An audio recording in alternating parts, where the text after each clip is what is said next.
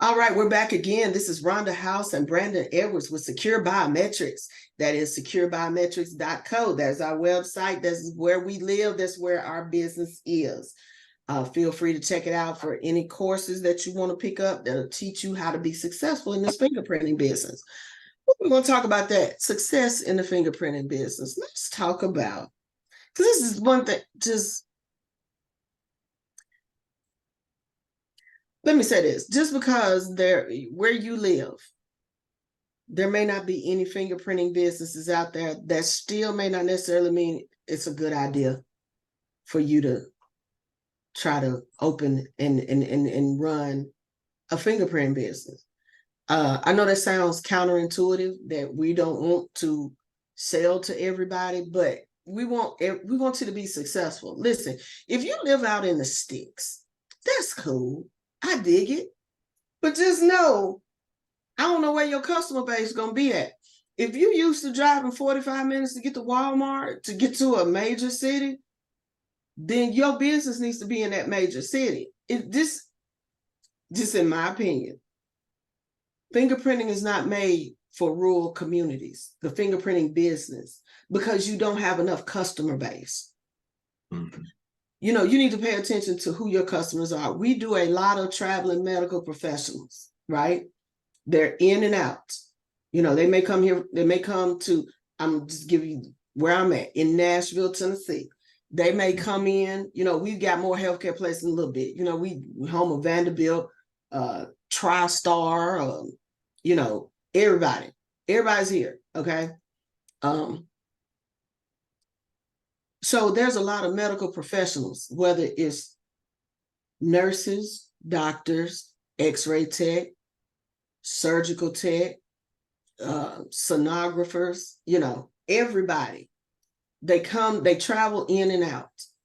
And so, there's a lot of medical facilities and stuff like that right here in Nashville. So yeah, we do a good clip of business just from traveling medical professionals.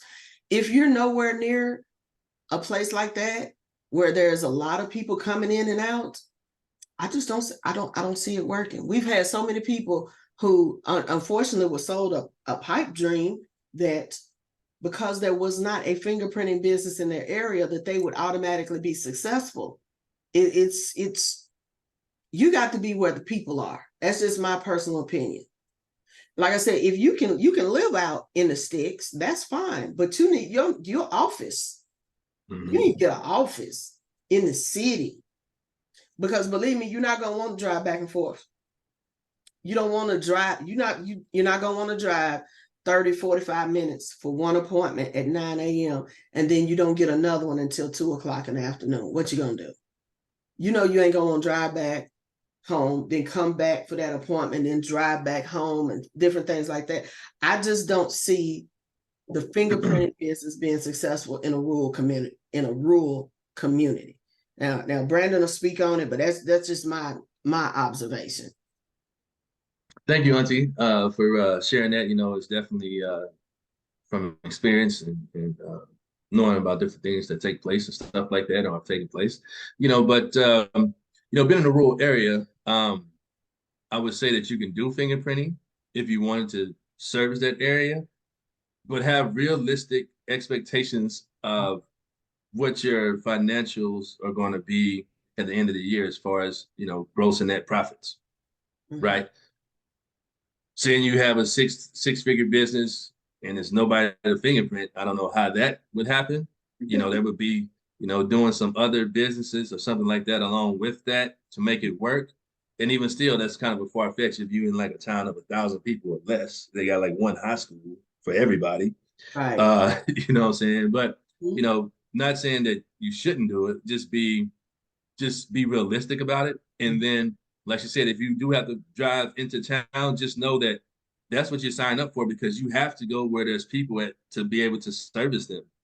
And like you said, having an office would be more ideal, and having it, where it's close to the populating areas of things that's going on, where a lot of medical professionals are at, or different financial businesses, or where they have a lot of lawyers at, where you can mix and mingle with those people so that you can make your business viable to where you can build it up to a six-figure business or more, right? But you're going to have to make sure that you have a proper business plan in place to know how you're going to service those people. Who are you? Who are the people you're going to market to? Um, your hours of operation. Are you going to be able to do the mobile jobs? Because think about it, like Juanti was saying too, if you stay so far away and you're a mobile only person, your fees are going to have to be commensurate to the drive that you're making to and from, right? Plus the services rendered. And since you're starting off already so far from everyone, you may potentially outprice yourself. Yep. If there's no one there, you may do okay.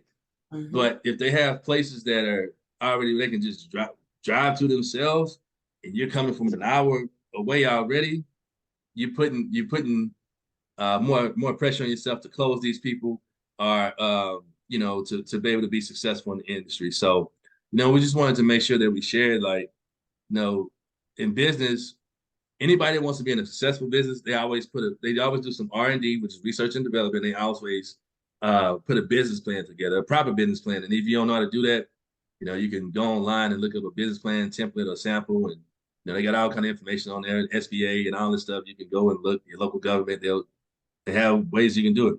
So you can put all this together before you start. Don't sometimes we'll just jump into something because we watch a video or someone talks to us and we think, oh yeah, this is it. And then you're in there and you're like, oh wait, I didn't think about that. Oh man, I didn't know this. Oh, I need insurance. Oh, I gotta pay a monthly fee. Oh, like all that different stuff. You gotta make sure that you cover that prior to starting the business. And I know we started just kind of talking about just because of the location. The location has always been key, right? They always say that about business: location, location, location, right? So we just want to make sure that depending on where you're located at, that you are ready. And actually, wherever you're located, you could be in the center of the town, in a major town. But if you still don't have a proper business plan together, then you're not planning to succeed. You're just jumping out there hoping you're gonna be successful. And so we just want to touch on that because we get asked a lot of questions all the time from different people about these things here. And so we just wanted to cover it and answer it in a true, honest fashion that that we've experienced and that we know, and see others that have gone through things and have not gone through some things. Excuse me. So, Auntie, I'll give it back to you. Right, because if you and I'm not trying to talk about nobody, but if you're in a one horse town, like you're in a one horse town, you're in a one hospital town, you got one attorney, and that attorney do family law, bankruptcy, DUI, criminal, and immigration. Bruh, come on now. I mean, I'm not hating on him or her, but all I'm telling you is there's not enough of a customer base there for you to be successful. Fingerprinting requires you to actually see people in person, so you need to think about that, and like Brandon was saying, even if you are in the middle of a town, if you in the middle of the city, but you in a horrible location, like it's hard for people, like people cannot make a turn to get into your building, or they got to make, 4 rights to get to you because you up under the bridge or whatever, and now it's November the 6th, it's dark at 4:30, 5 o'clock. If the building is not, the parking lot is not well lit, or if you don't feel comfortable with it, believe me, your customers are not going to feel comfortable with it. Your customers will pass and they'll be like, no, not today. No, it's just not going to happen. So that's a lot of things you need to think about as far as your location before you even get started in this. We've seen so many people who have spent thousands and thousands of dollars and they were out in the middle of nowhere. And, when we talk to you, there's nothing we can do to help that. You just don't have a customer base in a lot of these rural communities. You know what I'm saying? Like, you don't even have professionals that come in and out. Like you're saying, with one hospital, whatever. We just don't, you're going to be doing a lot of driving. And like you said, then you're going to liable to price yourself out of being competitive, because you got to, you're trying to cover all those miles, all that gas. it just may not work for you. So just look around, look seriously at the area where you're looking to start your business before you spend any money on it. Again, thank you for checking out our video. Please subscribe to the channel. Again, we are securebiometrics.co. Make sure you subscribe to the channel and check the notification bells, notifications, so you can get notified when we have new videos. And like I said, make sure you stay in touch, keep up with us, because we will be coming out with the coupon codes for Black Friday. Again, this is Rhonda House and Brandon Edwards with securebiometrics.co. Thank you, and as always, have a blessed day.